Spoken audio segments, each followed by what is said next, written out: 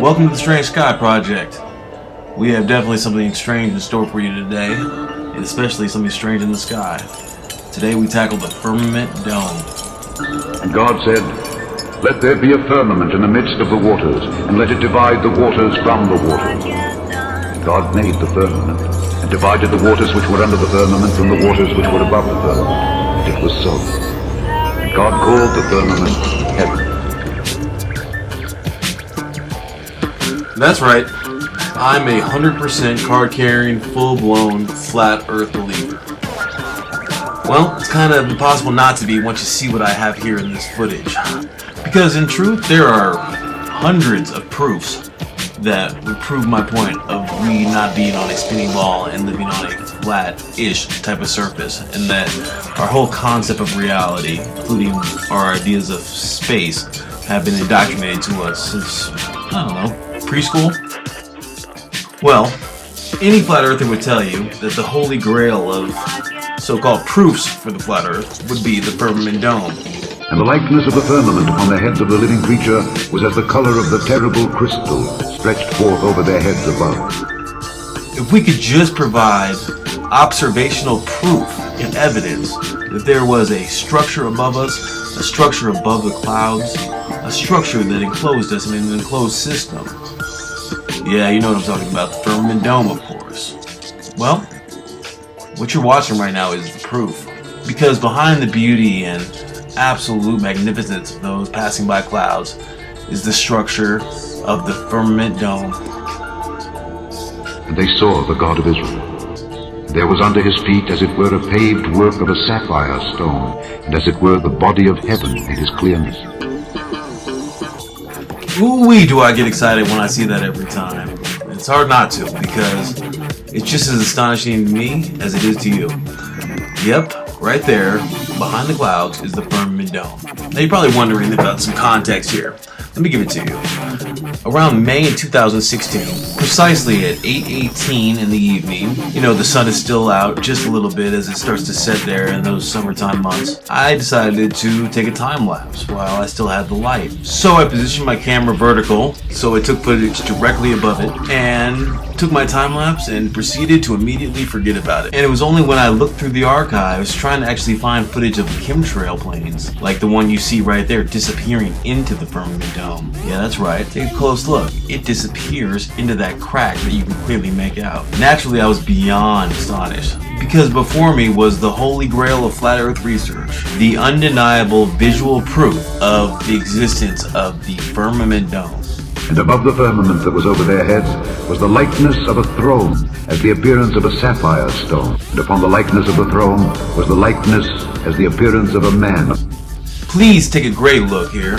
Use your discernment and your inspecting eyes and see what you have here. See that it lies beyond the clouds, above them. See that there's a texture there, something super solid and gritty. I want you to use your God-given intuition, and I really want people to compare what you're seeing here in my footage to the vast amounts of information and knowledge that's currently out there, to all the meticulous descriptions preserved in print, and of course the limited but miraculous photographic and visual evidence at our disposal.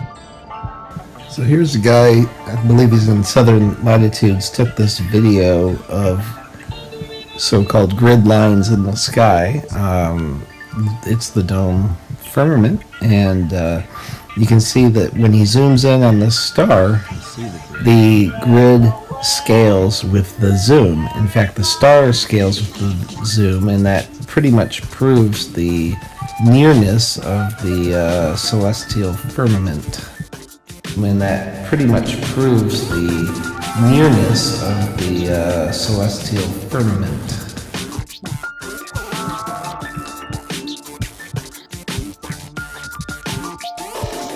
And behold, in the firmament that was above the head of the cherubims, there appeared over them as it were a sapphire stone, as the appearance of the likeness of a throne. As I prepared to release this video, I wanted to make sure that I left no stone unturned. I wanted to make sure that this footage provided an airtight argument that critics couldn't dismantle. I knew if I could show my footage to be flawless and authentic, then people would start having to take this quite seriously, and we as a movement of people looking for the truth might actually be able to make impactful strides and gains against evil and in this great war between deception and truth. There was under his feet, as it were, a paved work of a sapphire stone, work of a sapphire stone. There appeared over them, as it were, a sapphire stone, was as the color of the terrible crystal. Were a paved work of a sapphire stone, a sapphire stone, were a paved work of a sapphire stone, a sapphire stone, as the appearance of a sapphire stone, color of the terrible crystal. In 1990, an Italian geologist would find an unusual stone while visiting Sierra Leone. A mysterious artifact that has baffled all who have studied it. A blue stone with mysterious white lines upon its surface. To his surprise, tests revealed that it was not a turquoise, or indeed anything that could officially be identified. Furthermore, the blue stone didn't correspond to any known mineral. But the most intriguing thing is its color. Researchers still do not understand how the stone has acquired or retained its color.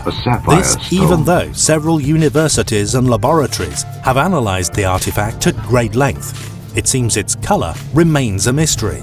The stone underwent several tests with use of strong acids, but none of the acids could affect the stone. It was even heated to over 3,000 degrees Celsius, yet its composition wasn't altered.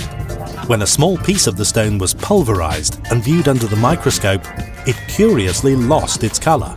According to analysis, an amazing 77.17% of the stone is somehow made of pure oxygen. The remaining percentage was divided between carbon, calcium, and another unknown element. When researchers crushed a piece of the skyrock and then enhanced the extractions with ultrasound, they were eventually able to locate an organic compound unknown to science. Dated at 55,000 years old, there has in fact been similar finds in other places of the Earth, made mostly of pure oxygen in existence. Yet the mystery surrounding their makeup and origin persists to this day. Certainly we are a lot closer today to solving that mystery. The evidence is mounting up. It's going to be impossible to deny the existence of our reality and the truth of where we live. What side are you on? Join us. Fight for truth.